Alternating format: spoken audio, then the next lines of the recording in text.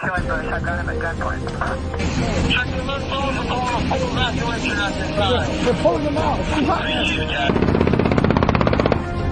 911. Advise ready for encampment. God! Welcome to another episode of War Stories. I'm Tom. I'm Chuck. And we have a special friend of the show, I guess would be the easiest way to describe this guest this week. He's done quite a few things for us, just as starting out as a listener fan and now kind of just become someone we know and keep up with in real life. Chuck, tell us who we got. We have Chris Acosta. He goes by, was it Jesus Christ on Instagram? Yeah, it's It confused me for a minute. Jesus. My name is Jesus Cristobal Acosta, but I go by Chris Acosta, but I do have Jesus on my Instagram. That's true. Yeah, so he is basically an EMT, and he has done a lot of work. Not even basically, Chris is an EMT. Yeah. And he's done a lot of work with the Prescott 13 stuff that we've been posting a lot about, which I think is fucking admirable because we have also done posts about that too. And then to find out that someone that's close to us works with that is amazing, or helps out with the company who works with it, you know. And he's also an American filmmaker, actor, and I would like to say producer and director of some short films that he has created and produced and released out to the public. And a graphic artist, because Chris has done some stuff for us. I do a bunch of stuff in the art department. That's correct. Yeah. So that art degree is paying off. That's like the first one I've ever heard of paying off. Oh, well, I mean, actually, it's about hustle. Not a degree. Yeah, well, I got my associates in general studies, and then I just got a certificate in graphic design, and then I did go to film school. So you went to film school, because I've talked to a lot of people who are like in law enforcement, right? And they went were like, oh, I have a master's degree. I'm like, oh yeah, what's it in? I don't know, liberal arts. And I'm like, oh, you have an art degree. What are you doing? But here's the thing: it doesn't matter. Like, do you know what you do when a philosophy major comes to your door? Nothing. And you take pizza, right? Like, if you get a degree in music or you get a degree in art, the only thing that you are certified to do is teach music and art. It's kind of a weird thing. You can't get a degree in talent, right? And you can't get you can learn how to hustle when you're in college and do the work, but you know, you could be just as successful as an actor or as a musician or as an artist by teaching yourself and going out there and doing the work as you can, you know, going to school. I will say this, though, for those of you who are like, well, yeah, I went to art school. School in general, college, for whatever you're going for, has the unique effect of giving you connections in the realm that you want to get into. If you go to film school, you're going to meet filmmakers. You're going to meet other. Unless you go to school online. Well, right. Then that's different. Because I have zero fucking connections from college. Right. Fucking zero. That's you know, for those of you going to school when you're 18 to 22 or 24 or whatever, you do meet a lot of people that then become professional networking connections that you carry with you. So I'm sure film school and whatnot probably did that for you a little bit. No, Chris? Well, yeah. I guess that was always my goal, even after high school, was to go to film school, because I had no knowledge of where to start, because I wanted to do something in the film industry. And I wasn't quite sure what. So when I went to our community college down here at Yavapai, there were some options, but the film course was actually in another spot in Arizona, which I couldn't go to because it was some poor teenager that was just starting out. Mm-hmm. But yeah, I just try to do what I could there on campus. So that's where I ended up doing a lot of stuff with Adobe Photoshop, graphic design and some three-dimensional art, and a lot of the teachers there who I'm still connected with helped me in that area, which pushed me over towards film and stuff. Yeah.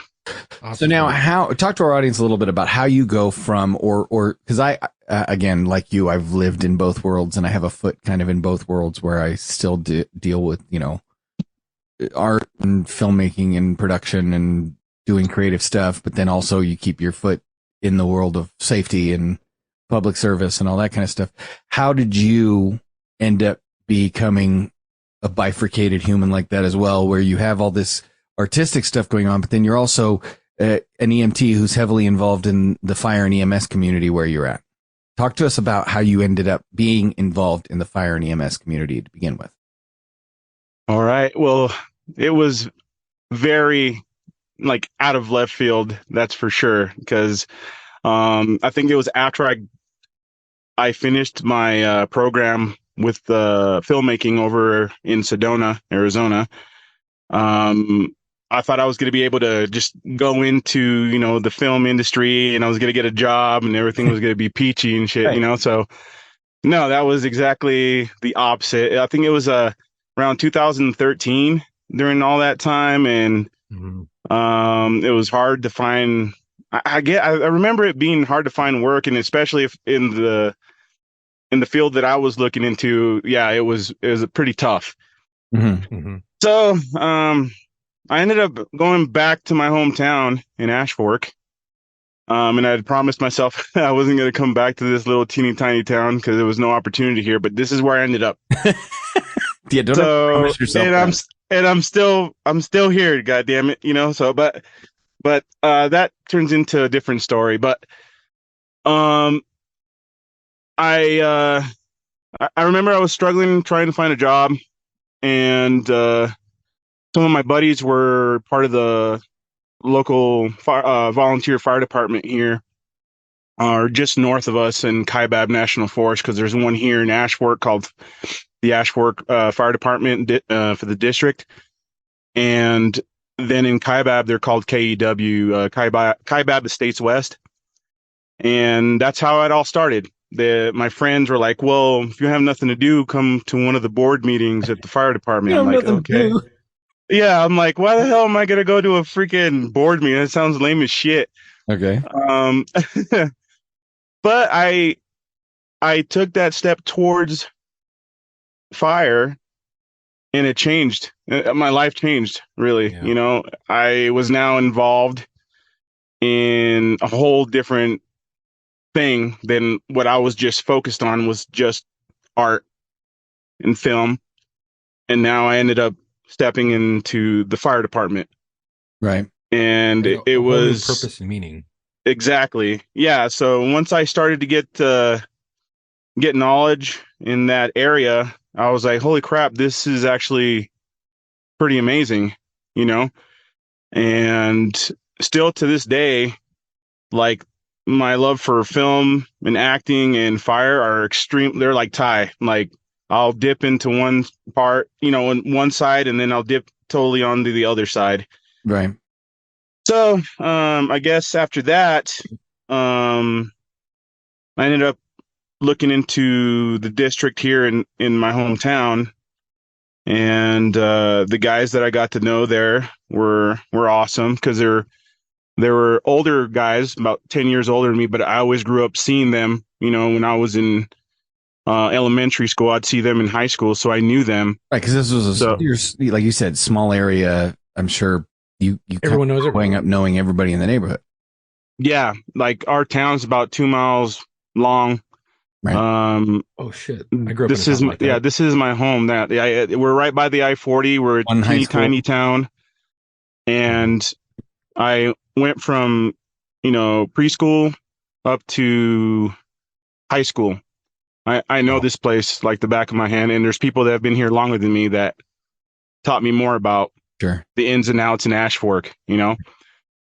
So that's when the fun began, because I actually was still involved with film, but now I was like, this is what I'm going to do. I'm going to be a firefighter, and I'm going to see what's going on.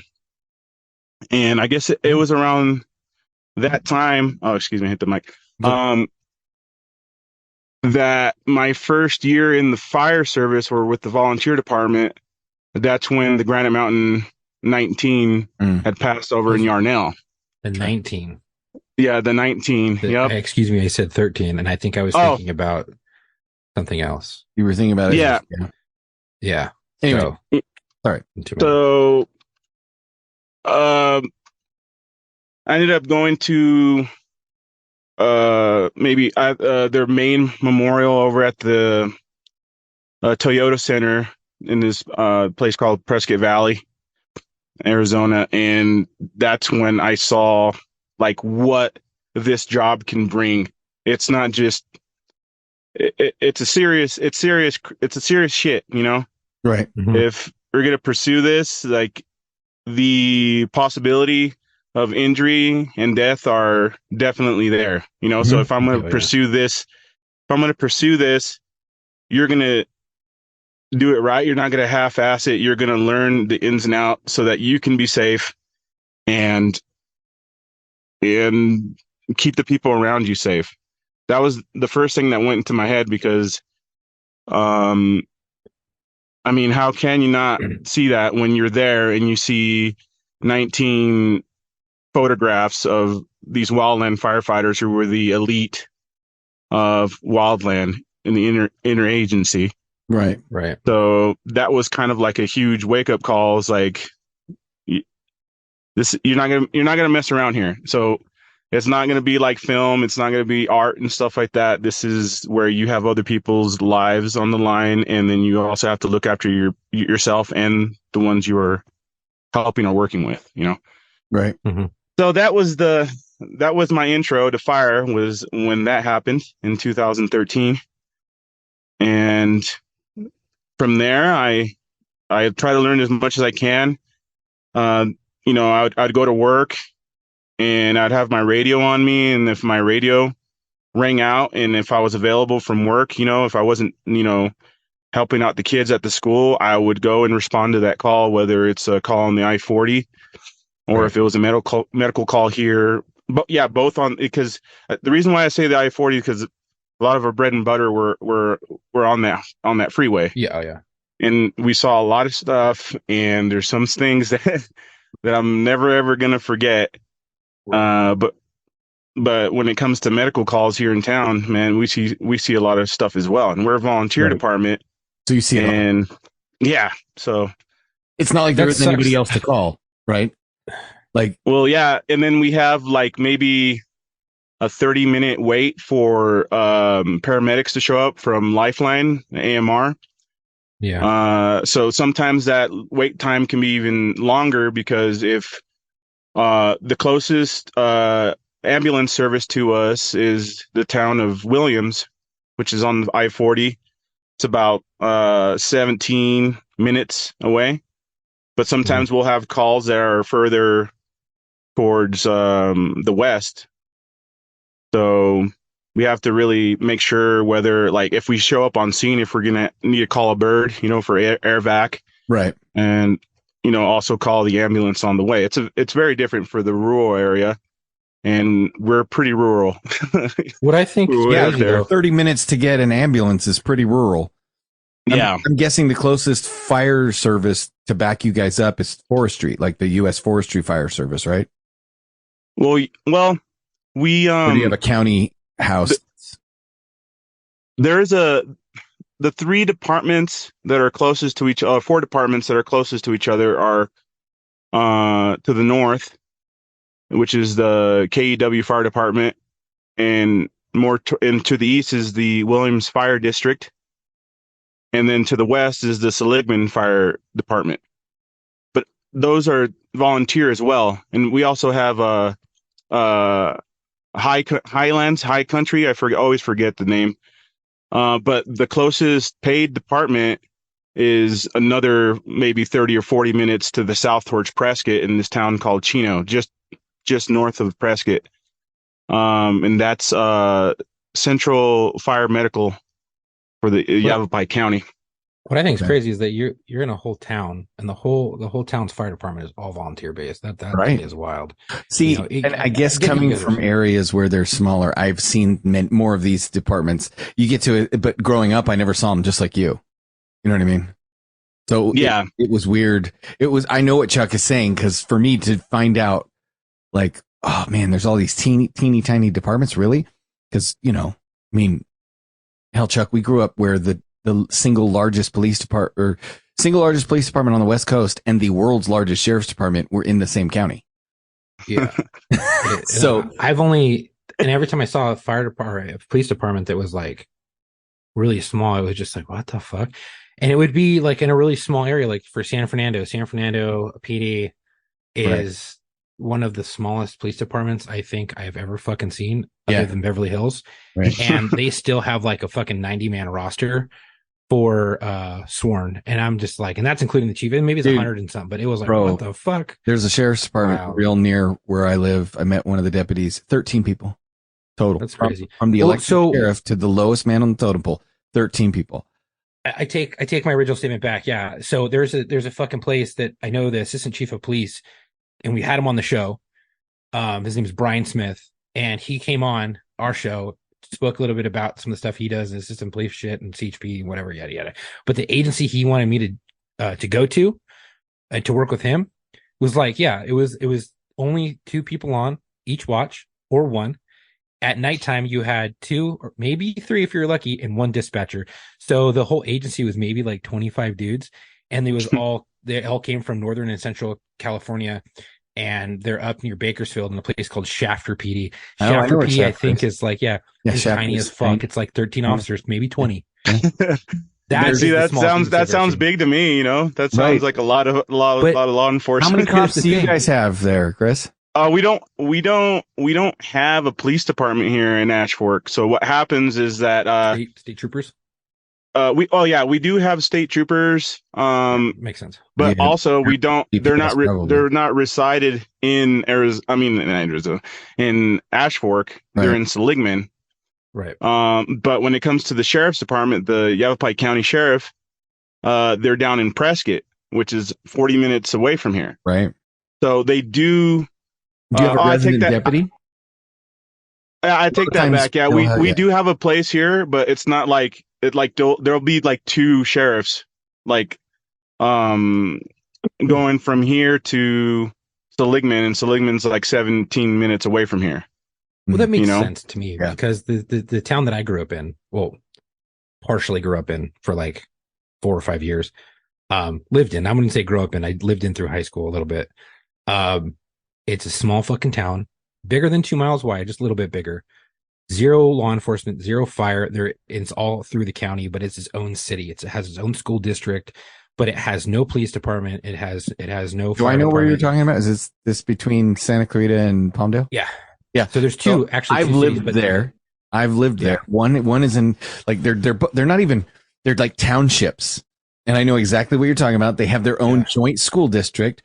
Yep. And then what they have is resident deputies. So those guys are fucking. There is a deputy who, and I'm going to tell you a resident deputy. OG ones were. I'm going to tell you an awesome resident deputy story in a second. They have a deputy who he lives in that area, and he works for the sheriff's department. And so they just let him take his car home, go 10-8 from home, and then patrol all of that area, 40 hours a week. But then he's also expected to respond to after hours calls. Yep. And that's a lot of money though. Yeah. That guy was a dick though. He was a dick. Yes. Well, I know who, if I know the one you're crusty fucking he's guy. Gone. He's gone. He retired, but he was there when my uncle died, and he was an asshole. Yeah. And that's a whole different fucking story. But he was an asshole. Resident deputy. I have heard of that. Like, I actually did some security work over at the Grand Canyon through this department called Xanterra, and their NPS, National Park Service. I forget what they called deputies, police officers, Rangers. There you go. Yeah. They would be on call at night, and if they needed to come, they would drive all the way from their house, to the calls that were going on down at the Right, the there's the residence Yogi Bear department. and Boo Boo Ranger, which is like a tour guide, and then there's the legit National Park Service rangers who are law enforcement officers, park rangers that have a gun, and now they still don't do the same Not job all of them. that city. No, that's what I'm saying. There's a difference between. No. What I'm saying is that in LA, they have started to take away their guns. Only a select few Oh. have them. Wow. Well, then there's Because we probably a rolled different and they don't have classification. pistols. Yeah. That doesn't there's surprise probably me over there. different So, I was like, what the fuck? So I'll tell you this resident deputy story real quick. all right. It is war stories, and we have to have some stories.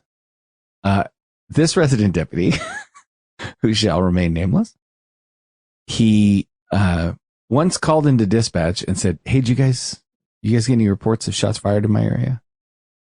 And they said, "No." And he said, "Okay, good. If you do, just ignore him." Apparently, he was practicing his quick draw in the bathroom mirror and AD'd at himself. There is no AD. That's a fucking ND, dude. Well, they're all NDs. There is really no such. But then another instance, same dude had a delayed response. Code 3 dispatch had to call into the watch commander and be like, my response is gonna be a little delayed. Turns out he had decided to wash his police car, and he took the light bar off to wash underneath it. What Oh the my God. fuck? Oh my God. What a dumbass. And in the middle of washing the car with the light bar off, a call comes out. So those are funny resident deputy stories. I would like to say this real quick. When Chris wanted to go into, public service and volunteer for his town's fire department, you got introduced and inducted into a time where you just saw 19 men, brothers, perish in a fire, and you went to that memorial, right? And that's what kind of like broke the ice when you're getting ready to get in. Many people would have turned away. They'd have been like, fuck this isn't for me, I don't want to die. No. And you're just like, no, I'm going to push forward through this. I'm going to continue to do it, and I'm going to do it the best I possibly can. And I'm going to make myself as healthy and as strong as possible to make sure that I'm safe and I learn the trade. So I'm safe. And you kind of already mentioned, so I'm safe and everyone else is safe.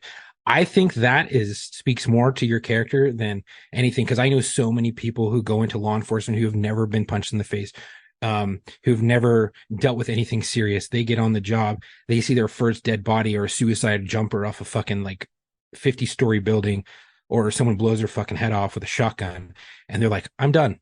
I'm fucking done. Or who misses the fucking landing and jumps off of like a 20-story building and gets stuck on the fucking landing over the first floor and is just hanging there in fucking pieces. And they're like, I'm done. I don't want to do this anymore. And they quit. They're on probation. They quit. You saw something that you could have been like, nope, I'm good. I don't want to do this because this is too dangerous. You're so overwhelmed with it. Right. But you're like, no, I'm going to press forward. I'm going to fucking do it. And I'm going to do it to the best of my ability because I still have that calling, that burning desire to serve. And I think that speaks fucking volumes. And before you get into your story, I just wanted to say that. That's awesome. Thanks, man. Yeah, I appreciate it.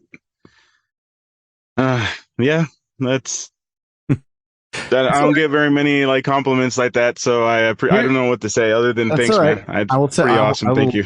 Echo his sentiments and say you don't have to say anything but thanks, because the bottom line is that there are a lot of firefighters out there that do a hell of a lot less for full-time money. Mm-hmm. Yeah. And you're out there going, you know what? I'm going to bust my own ass and get myself in shape and be in physical condition to make a difference and get the training I need to make a difference in my community. And you're doing it for nothing other than the fact that it's the right thing to do. And that to me is, I heard it said the other day, I'll take an honest crook over a dirty cop any day of the week. I will take people who are willing to put their life on the line for free for the right reasons over the most skilled operator who does it for the wrong reasons. So. Yes. Yeah. I mean, that's correct. Cause, like the reason why I got caught off guard there is cause I'm not looking for, for thanks, like I thank other people for their service and what they've done, because I've known their background and stuff. But when I got into it, it's like, yeah, maybe I was like, oh yeah, this shit's badass, badass, whatever. But then as you start getting into it more and more, you just want to do a good job. And that's for volunteer and paid, because we want to go out there and do what's right. And I don't want any praise for it, because there are things that I had seen where I wasn't able to help someone and they ended up dying right there, So that's the part where you end up looking at it and you're just like, I don't want a thank you. Right. I don't want any acknowledgement, basically. You know what I'm saying? Like, Yeah. It goes through your mind and you don't want any of that. You don't want any of that crap. You just want to help people out. Welcome to the world of veterans getting asked, thank you for your service or your service, or police officers, I'm going to tell you this, as a cop, it's still weird, when people say, oh, thank you for, serving, or thank you for this or that. I'm like, you're welcome, I guess. Thank you for. It's definitely a thankless job, and that, and you're like, look, I'm here to help. I don't need the accolades. I don't really care. It's nice if your department recognizes your accolades. That's a flip side. That's different. If your department treats you like shit, then it makes you mad. So yeah, anyway, but we wanted to get the chance to get you to tell your story. So the floor is yours, man. You've been EMT, firefighter. Obviously, hey. One of these days, you may end up being a set medic, like Matt's trying to be. I've met a couple of them before. They're pretty cool. Maybe Matt will be a set medic on a show that you get cast in. Oh, you know what? We'll be talking the whole time. Awesome. We'll be like, we won't be doing our job. But until you can touch base, yeah. Don't forget us when you're famous. That show that you were doing that we wanted to have you on before, and you're like, I can't talk about it yet. I can't talk. I hope you can fucking talk about it because you're on, and I'm going to ask. Right. Yeah, absolutely. I'll answer anything I can, for sure. Let's get to your story. The floor is yours. Go ahead. Okay. Well, I'm Chris Acosta. I'm from Ashfork, Arizona. Background is film. Inspired. Okay. Well, there's a specific call that I want to talk about, and what was probably my trigger to fall off the deep end, gain a ton of weight, and get really depressed. And just to let you guys know how I came out of that depression to get back into shape. Mm-hmm. So, it's gonna be a little hard for me to talk about because I was thinking about it the other day. Yeah. So take your time, dude. It was a few years ago on December 11th, which happens to be my birthday. And I'd just gotten off work, and I got back to my house, and I saw that I had left the radio on my cupboard. And I heard there was some commotion saying something about a rollover on the I-40. But I didn't catch it, and I ended up calling the chief, and they didn't respond, and it was definitely on the I-40, but I started to realize that they weren't able to hear me because once they drive out maybe 10, 12, 13 miles, we start losing reception for our radios. So I decided, well, hell, I'll go down to the fire station and stand by, and maybe I can get a call from them on the phone or something, see what's going on, see if they need me to bring another apparatus or something like that. Dispatching? Yeah. So you guys probably do that a lot. Yeah. So yeah, we usually have someone on dispatch, but sometimes they're not available for that, Right. They're out doing, they're living life, they're volunteers, so they're not getting paid. So they're going to be doing what's important to them at that time, So, I show up, I get into my bunker gear, not fully, but just, my bunker pants and stuff. And I'm waiting there with the radio on. I hear some static, and then I see another firefighter show up who also heard what was going on. So they ended up taking the rescue, which had all the extrication tools on there and medical supplies. And I was like, well, the rescue's out. It looks like there's 2 firefighters on scene. What can we do? So we end up taking one of the other fire trucks, and we load up on supplies and stuff, and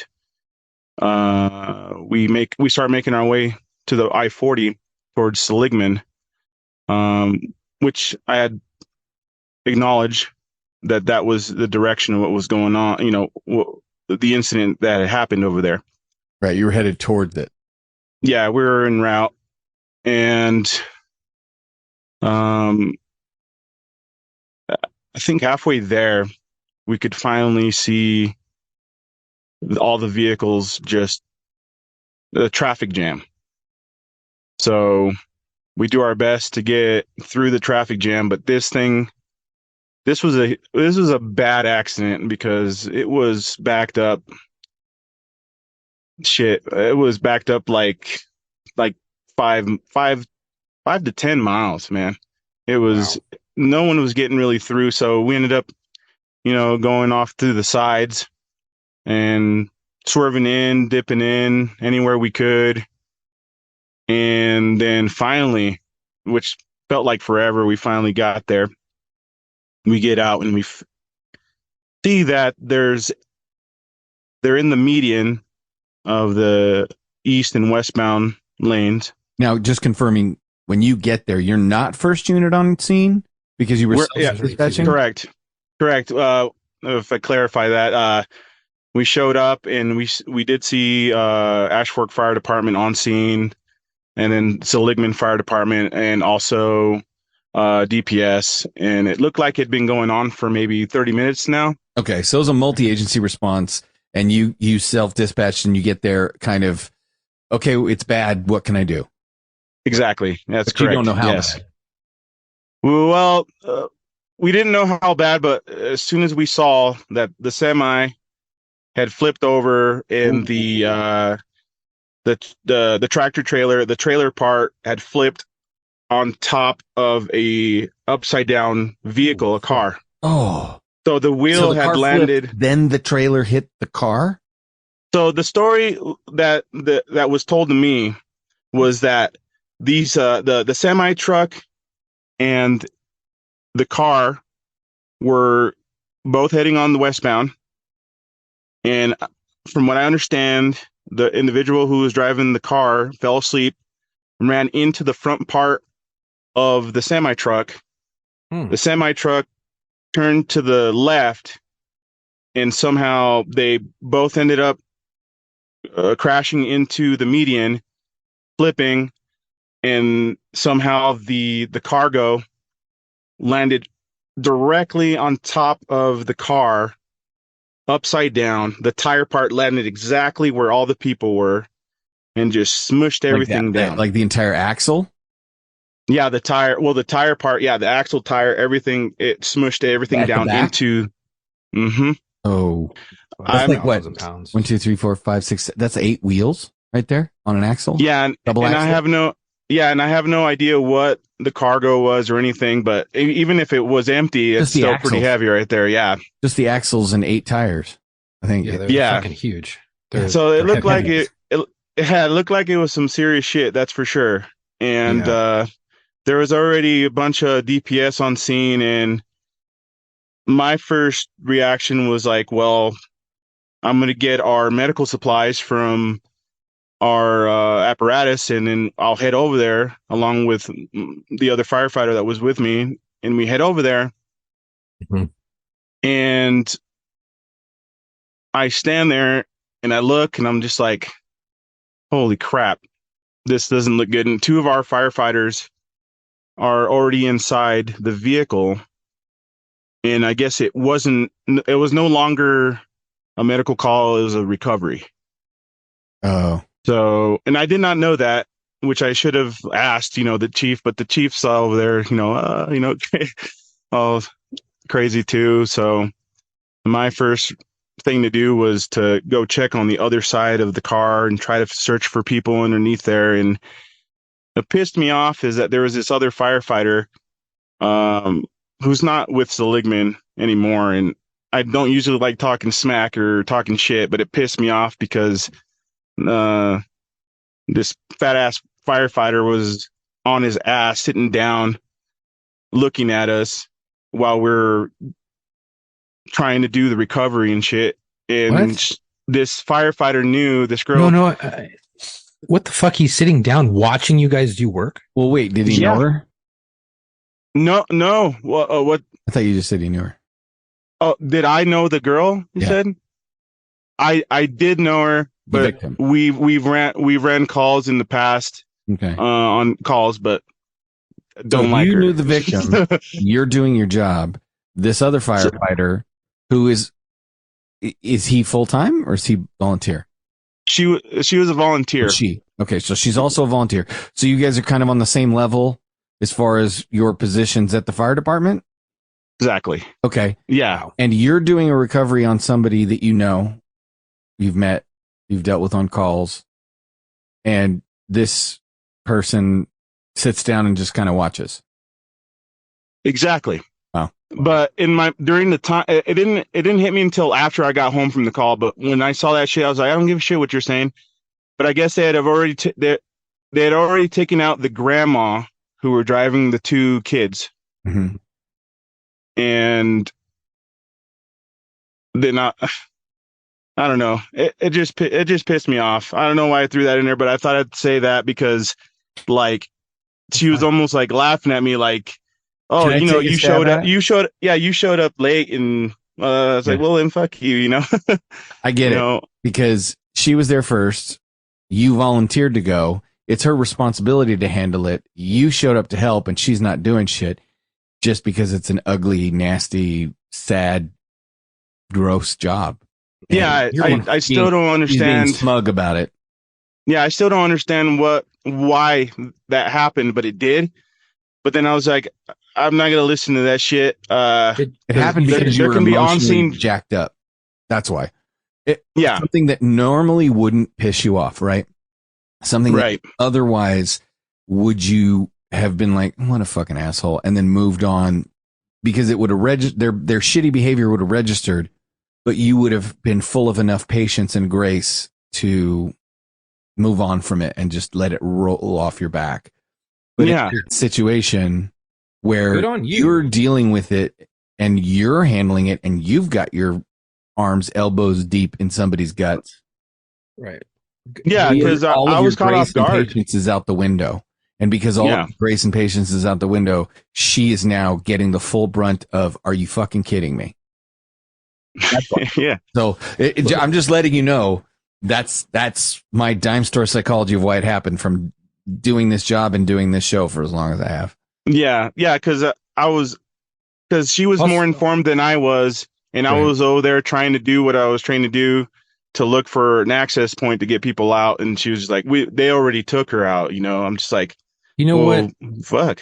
Okay. You shouldn't worry about talking shit about someone who's being fucking lazy when they know they have still two entrapped victims inside, regardless if they're, KMA or still alive at the point, because you really don't know until you put hands on. If you're just sitting there, good on you for having the restraint not to talk shit, because if I would have rolled up on scene, and I've done it before, and seen some fucking slapdick sitting there watching us do work and we're not even primary, right? I would have said some shit like, hey, get the fuck up, do your job. If you don't want to do your job, go back to the fucking station, change out and quit.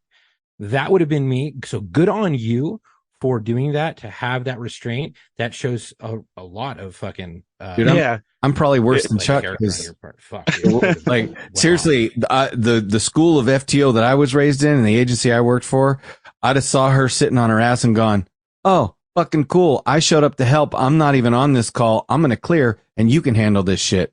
Peace. I'm out. And I just fucking cleared. No, yeah, I understand. I understand you guys, but the thing was, it's like, You can't. Who else is gonna help these people out in this small community? You know what I'm saying? Which is exactly why we were complimenting you, because you didn't have the ability to dip out and just say, "Oh, you handle it. I'm clearing." And you also weren't in a position to. You know what though, Chuck? I'll give her this. Like, we honestly don't know. She may have been completely fucking traumatized in the moment, and she shouldn't do the job. Okay, let me back up.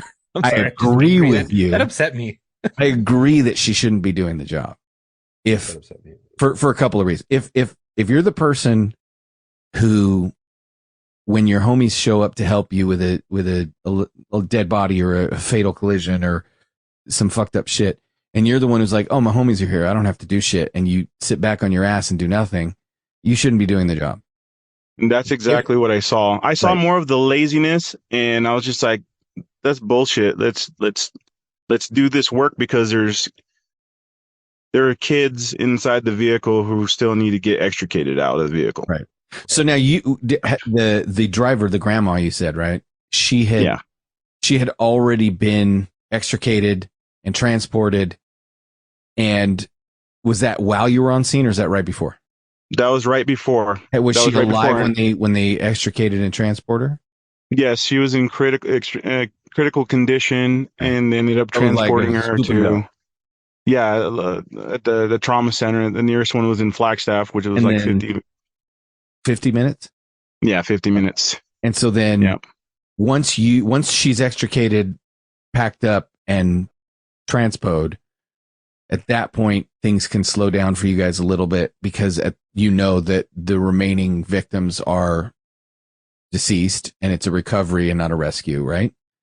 That's correct. Yeah. And so is that the point at which, that's where you're getting involved, is, okay, grandma's gone, she's been transported, things are slowing down a little bit, and now the overwhelmingly ugly task of recovering 2 dead children from a wrecked vehicle is mine. Exactly. Okay. Yep. That's what's going on now. And the other 2 firefighters from Ashfork were already taking turns with the spreaders and the cutters inside of the vehicle, which was still smushed by the semi truck, the cargo. And as soon as I made my way back over to this other spot where one of my firefighters were, I was able to dip underneath and see what was going on, and I was just talking to them, say, "Hey, what else do we need? Do we need any other tools? Do you guys want to switch out? If you're tired, we can switch out so we can, stay fresh while we're extricating the children." And then my buddy said, "Yeah, let's switch out." And so he ended up getting me the cutters, and then what he ended up doing was going to the other side finally and popping out the rest of the door where they extricated the grandmother. So we were on both sides, and we saw that one of the children were sitting in the passenger seat up front. And I guess when they ended up flipping over, the sunroof, I think, was opened, and half of his body was underneath the sunroof, while the rest of him was just smashed into the dirt. And I remember it being really cold, and that was another detail I didn't put in there, was when it was close to Christmas time, and it looked like these children were dressed in their pajamas, and I think they had gone to do the Polar Express. 11th. So it was closer to Christmas time, and they were dressed up in their pajamas. One had like a Angry Birds pajamas on, and the other one had Batman. It's interesting So how you that's can remember details like that, isn't it? it is. Yeah, because Like I've seen so many kids in pajamas in my career, but I don't remember any of them except for anybody that was, involved in being a traumatic victim. Like I can remember that stuff. It burns into your brain.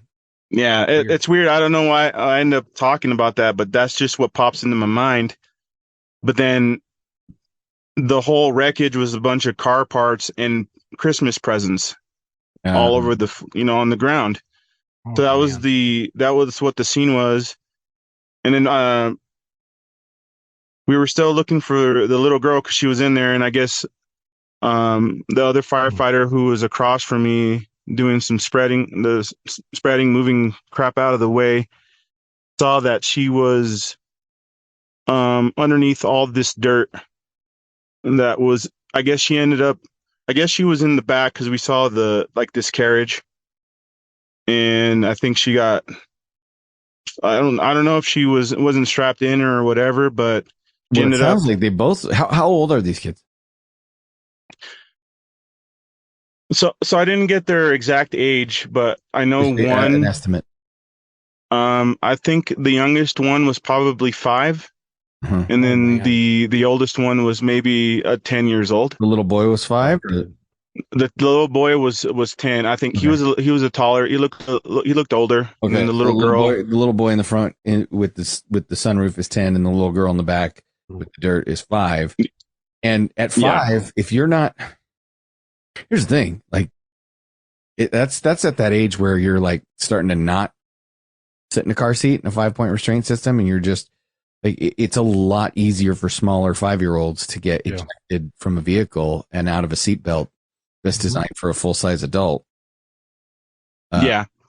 So maybe they were strapped in, maybe they weren't. But it does sound like that both of them had issues with seatbelts, because if he's partially ejected and she's ejected into the dirt, or at least ground into the dirt because she wasn't restrained in her seat, that would make sense. Yeah. See, what's going on now is like the vehicle's upside down, right? Right. So now we're digging out the little girl who is now by the windshield underneath all the dirt. You know what I'm saying? Oh, fuck. Okay. So everything's upside down in that little triangle between the hood, the windshield, and the dirt, but she's covered in dirt.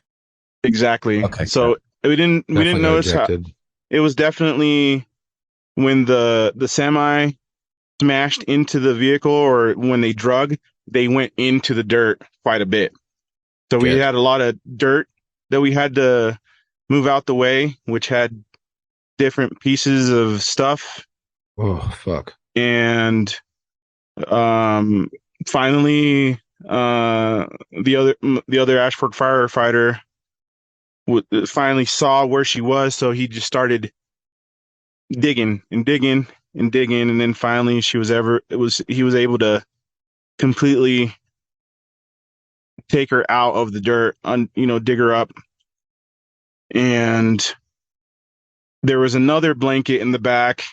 This is the one I don't remember. It was I don't know if it was Transformers. I don't know what it was, but he ended up rolling the girl up in this blanket and then placing her outside with all the other evidence that was being placed outside. Anything that we took out of the vehicle, you guys know, I think you guys know, is like whatever we take out of the vehicle, we place it outside, for evidence and stuff. And then we placed her out there like a piece of evidence. Yeah. Wow. And so we got the little girl out. I think one of the Seligman Fire Department firefighters ended up grabbing the girl and then placing her down on the floor. And it's starting to get dark out now, and DPS end up, putting up lights, and so do the firefighters, and we're still working on the little kid, the little boy who was sitting shotgun, and he was buried underneath, like I said, and trapped underneath the sunroof or the moonroof or whatever you call it, But we didn't know that at first, because we thought it was just a bunch of the metal stuff that was smashing him down, because what happened was when like I said, when the vehicle flipped over, the seat was had compressed him even farther down, so it was tough to see, because that was a whole lot of holy shit, for Yeah. these kids, Yeah. but at the time, I wasn't really thinking that, but I would acknowledge just and doing see your job. what was going on, right? So yeah, so our job is to try to get this boy out as whole as we can. We're trying, that's what that my goal was. But Well, it's we no ended up wonder when you said that this drove you over the edge. I mean, yeah, this is a tough call. Very tough. Kids are always tough, Yeah, and then I always thought maybe like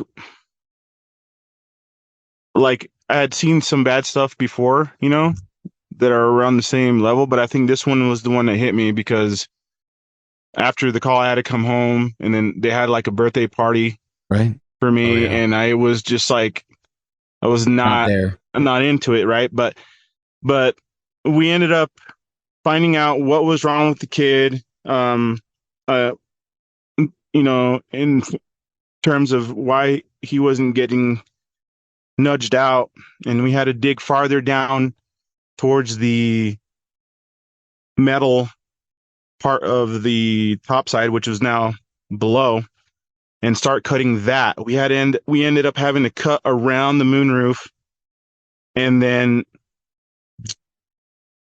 prying the metal out. And when we did that, we noticed that most of his hand was gone.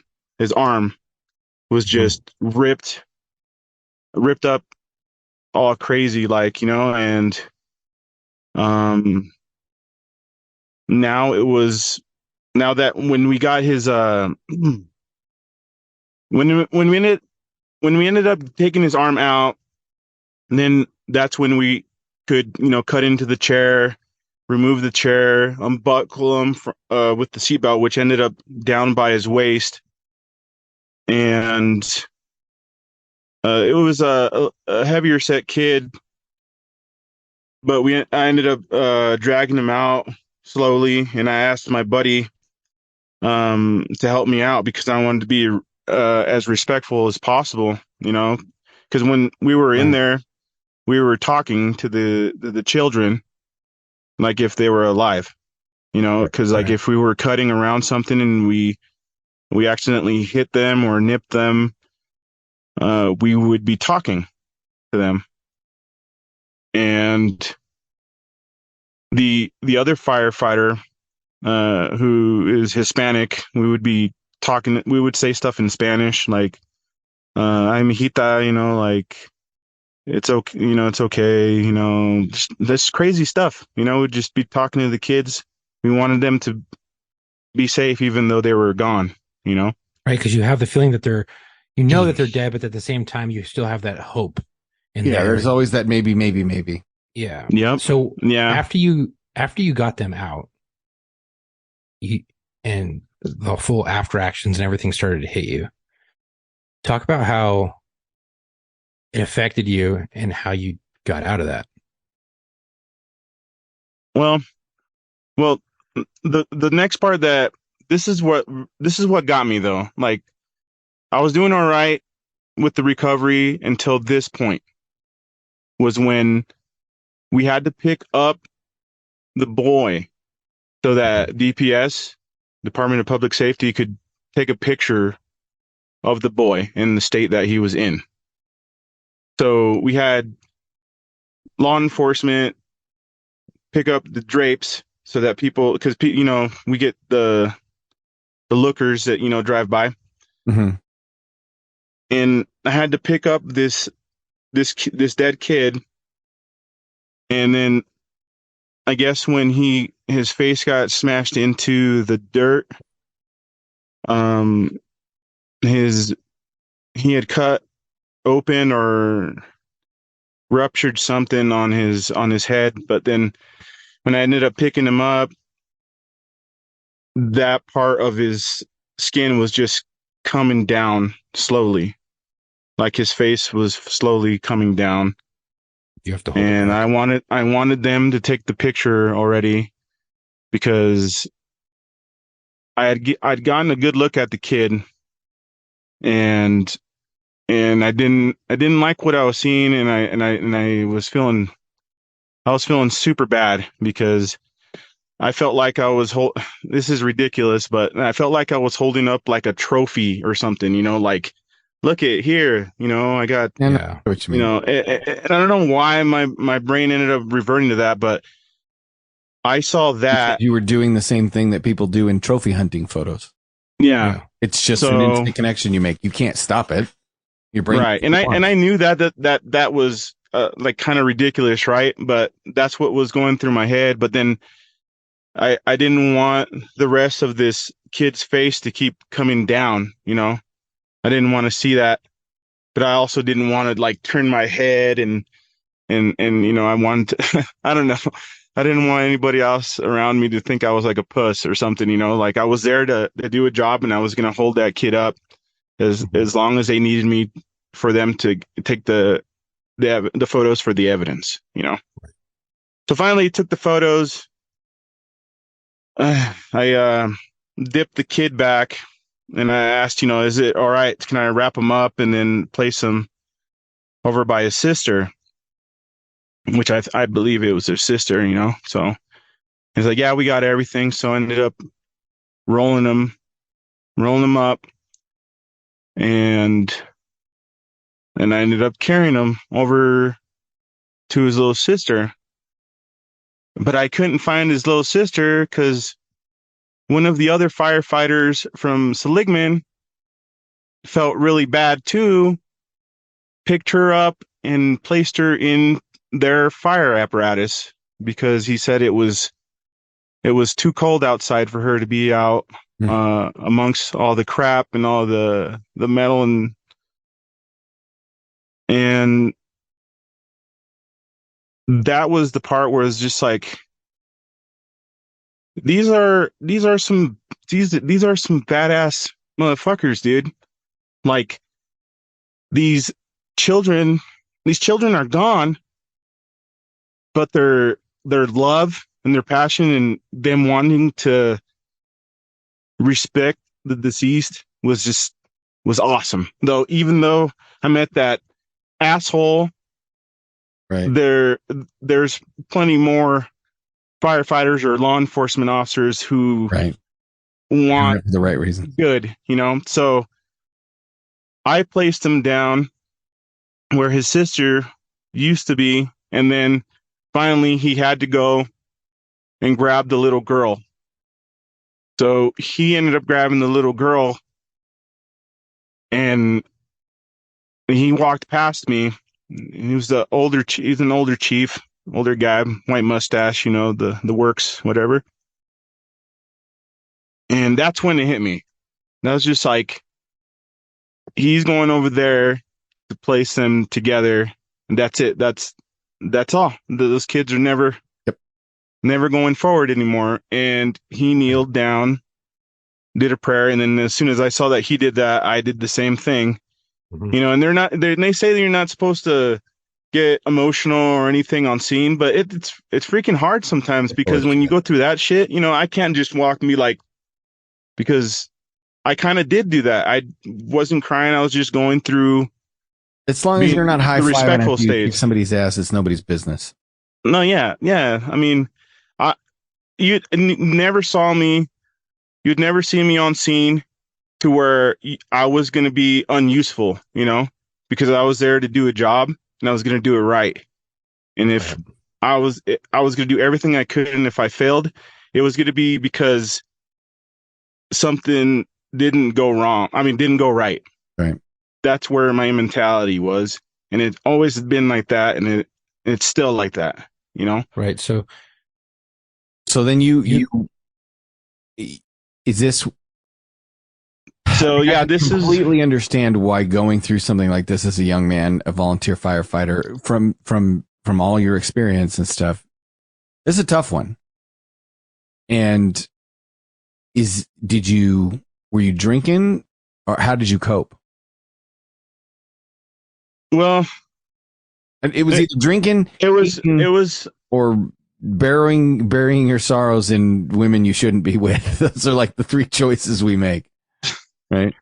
all right. So what happened with me was when I got home, I, you know, I did the wrong thing, and everyone knows this in the fire and EMS police department is that you keep that shit bottled up inside.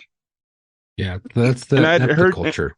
yeah, and everyone, we all know that and even though we know that, we still don't say everything that's on our minds, because who is going to understand, really, you know?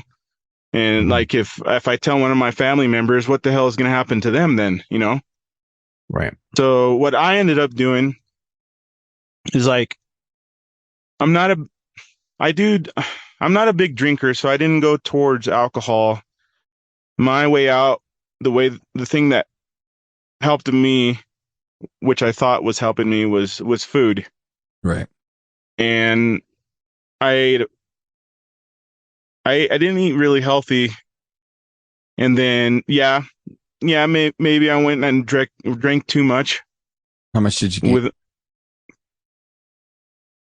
So I was already working on trying to lose weight at that time, but I was around a little heavier than I am now. I think this is the lightest I've been since high school, because I was always a really Oh no, you're like a stocky, thick dude. You're built like a football player. But yeah, so I've seen pictures of what you were at when we first were talking to you and where you're at now, and the change is drastic. So at your heaviest, how heavy did you get? My heaviest, I was starting to push up towards 350 something, 354, 50 and change, 350 and change, and I was getting bigger. I kept eating. And then after that, I started drinking, and then that didn't help either. You know, now you're drinking because you're sad because you're eating and getting heavy. Yeah, and then the whole trying to get a girlfriend thing was getting to me now, because like, who the hell, right, is you date someone who is severely overweight, depressed, has problems mentally, depressed. No one wants to deal with that shit, and I don't blame them, So it was up to. So yeah, how'd you fight your way out?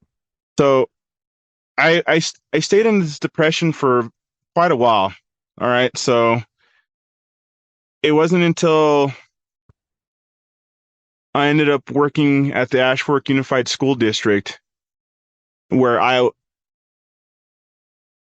ended up getting help from a friend who is my supervisor there, and I'm going to say his name because he doesn't care. His name is Robert Brame. This guy is 6'6".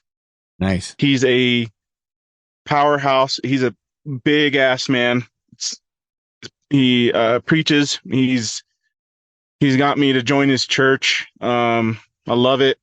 So he and some law enforcement guys saved my life, basically. So you found a support group that knew what you were going through. Yeah. And you decided to talk about it.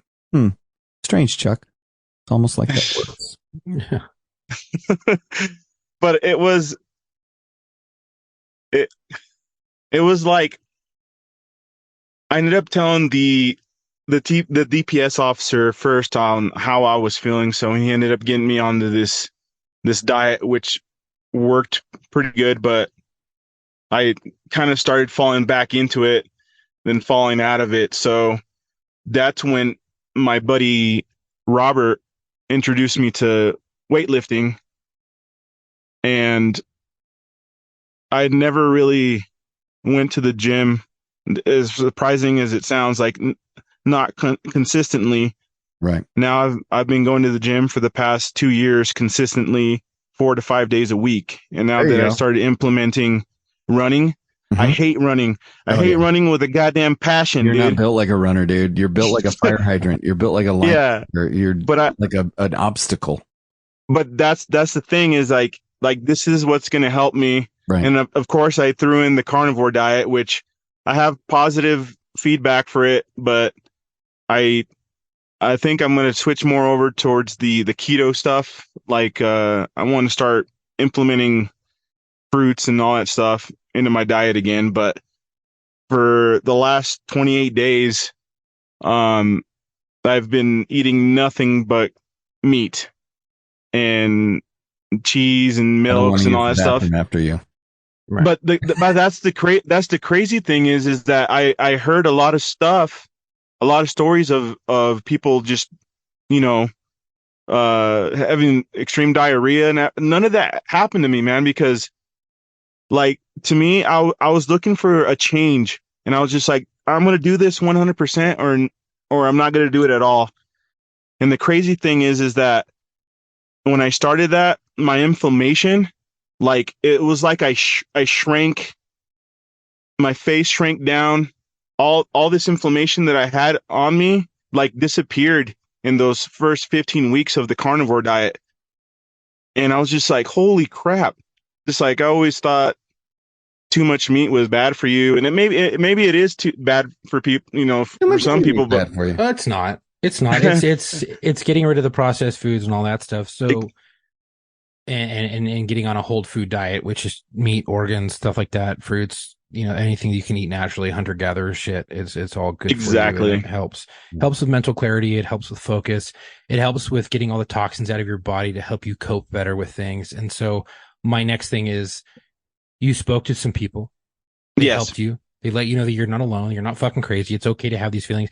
And then they give you an outlet which to channel some of these feelings, which was working out. And then they put you on a structure, which was a diet. And you found a few different diets that helped you and guided you along the way. So what I'm getting at is that you spoke to some people, you found an outlet, you found a structure and a routine, which is helping you cope. And then you got active. Yep. You got active and you took control of your health and here's the thing, taking control of your health at the gym and with your diet is also going to take control of your endocrine system, and your endocrine system regulates all of your, hormones and biochemical processes and all that stuff. So it is like, for all you like, oh, you're just, there's fucking medical research that backs all this shit up. Why do you think the stress on your heart, the adrenaline that constantly courses through your body, creating scar tissue on your vascular system, the stress and the stress hormones that are released in your body and all that cause problems, cortisol and adrenaline and noradrenaline and norepinephrine and all these different chemicals, they can fuck your body up. Well, yeah, especially adrenaline. Yeah. Adrenaline keep going through if your heart's always pumping like that, like that's a good point, because sometimes when I'd be sleeping, like on my left side where my heart is, back when I was really big, my heart would start skipping. Yeah, it would be skipping. Right. And now that I lost these 60 pounds and I'm planning to get down to 250, I can sleep on any side of my body now. But at that time, I was like, what the hell is going on? Take a hint. Like, holy shit. Because I was a big ass son of a bitch, because that's just crazy. It's just like the inferior and superior inferior vena cava. If you lean on one side, you can block all that. But when I was like, oh, I'll lean on my left side. My heart was my heart, So I was like, oh. Well, you've been listening to the show long enough to know that we give our listener, or our guest, I should say, in this case, you're both, a chance to dedicate their episode to whomever they would like. And so, do you have your own dedication, or would you like us to provide? I did provide my dedication. Do you want? Yes. Well, I know you did that. I just was offering to let you read it, or if you want us to do it. Yeah, I'd be happy to read it. I'm just bringing it up right now because I ended up sending it to Chuck. If you want, I can read it. If you want to read it, you can read it. We generally let our guests read it. But if you have one message to tell people who are listening that may have been struggling or are currently struggling with something, what would be your top 2 bullet points to give them to help them with their struggles that they've been dealing with some sort of traumatic incident? Yeah. You need to open up, because if you don't open up, you rot deep down inside and it's not fun. Mm-hmm. And then become active. A lot of people are like, oh, I'm not motivated and I'm motivated. Screw that shit. You have to be consistent, because there are times, and you guys have heard this from other people and you guys have felt this before as well. It's like, you just got to get your ass in the gym, or you got to go and take a walk and do some sort of exercise, because if you stay stagnant and if you had the problem like I did, where your mind starts thinking and you go, exercise is the best thing, I think. It's just exercise, and then talk about what you need to talk about with people you were comfortable with. Like with me, it was with law enforcement and other firefighters. So, well, I know that was a little longer than the 2 bullet points and stuff, but it's all good. Do you have your dedication you want to read? Yeah. Give me a second here. I ended up sending it on Instagram. So, dedication for my fallen brother is for Clint Anthony Orozco, aka Tony Orozco, United States Army 1st Infantry Division, Arizona National Guard, 1404th Transportation Company. Did 2 tours in Iraq plus 1 in Afghanistan. He was from Ash Fork, Arizona, and he was my brother. Rest in peace, Tony. Well, rest easy, Tony. We've got it from here. And Chris, it's good to have you on and good to talk to you. It's fun talking to you online, but it's more fun to, even though it's a very serious topic, it's fun to see you and get to rap with you on this podcast. So appreciate you coming on, man. Thanks, man. Thank you for having me, and it was a pleasure finally meeting you guys. You guys are awesome, and I appreciate what you guys do and have other people on your show talk about what they're having problems with. For acting, do you want people to follow you for your acting? Yeah, plug your shit, dude. Plug your shit. You need to read my stuff. Yes, you guys can follow me on Instagram under Jesus Chris Acosta. I also got a Facebook as well, which is under Jesus Chris Acosta as well. And you guys can see my progress. I'm currently working on a couple of films right now, including one that is codenamed Sandy, aka Duster, who is starring Josh Holloway and Keith David, Greg Grunberg. It looks like it's going to be a pretty awesome show. Are you reoccurring? So, from what I understand, I am reoccurring right now, but since there's these the writer strikes that are going on, since I'm not like the top billed guy, I don't have much information on what's going on for me. So I can tell you right now, you're gonna have to wait till the writers come back. Everything's on. Everything's on. So, but it'll work itself out. It's gonna. They're gonna does. They're gonna come up with. As soon as the actors go on strike, everybody's gonna freak out and come to an agreement. So what we got for us? Hold on, real quick. Where will they be able to find the show when it pops off? Well, when it pops off, I don't know. Like, can you say sometimes it's going to be on HBO Max, or now that it's called Max now, I guess. Max. It's produced by J.J. Abrams, and it's going to be directed by different. That's why Greg directors Grunberg's and in stuff. Yeah, Greg Grunberg. I got to work with Greg Grunberg one day. He was pretty cool, and then Josh Holloway had a scene with him. So, but nothing's set in stone. So we do shoots. They can also do reshoots, but people don't know when it comes Greg Grunberg and J.J. Abrams are friends, dude. And This he's is gonna blow your shit up once it hits because you're reoccurring. And this is the exact thing that you need. If you ever listen to podcasts of Rainn Wilson, I think it's Wilson, Dwight from the fucking Office, the only way he got booked in the Office was because he was on a reoccurring role on HBO right before, and he says that's exactly what got me there. He goes, I was perfect for the role. And I read for Michael Scott and for Dwight, and I got Dwight, and I knew I was going to get Dwight because I was perfect for it. But he's like, I credit this to me getting a recurring role on HBO. Dude, you want to see some crazy shit? Wow. I know this is totally off track. Go look up the audition videos of The Office and see who auditioned for it. They got turned down. It didn't make it on the show. It's like a who's who of Hollywood. Anyway, Chuck, go ahead. Everyone, thank you for listening. If you like today's podcast and the content we provide, please help us out by rating and reviewing us on Apple Podcasts or Spotify, or really whatever podcast platform you subscribe to. We don't really care. We want you to rate us. It really helps us out. Our podcast is available on all major podcast streaming platforms as well as on YouTube. Reviews and ratings are how podcast platforms decide what to recommend. So your reviews really help us grow the show. Also, please give us a follow on our Instagram at war_stories_official and our Facebook at War Stories Podcast. If you already follow us, please like and share our posts. If you click the link in our bio on Instagram and Facebook, you'll be able to reach all of our social media sites and our website. Another way to support us is by visiting our website at www.warstoriesofficial.com and grab some of our merch. We have shirts, patches, stickers, swoopy hoodies available. If you think you have a story you would like to tell or want to be a guest on the show, please email your info and a brief description of your story to us at booking.warstories@gmail.com. Again, that is booking.warstories@gmail.com so I can get you booked. We are always looking for veterans, law enforcement, firefighters, and medics, but also corrections, dispatchers, and nurses. If you have a friend who you think would be a great fit, let them know about us and give them our booking email.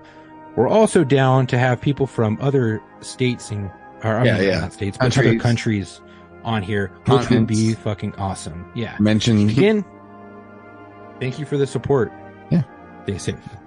And until our next episode, come home with your shield or honor.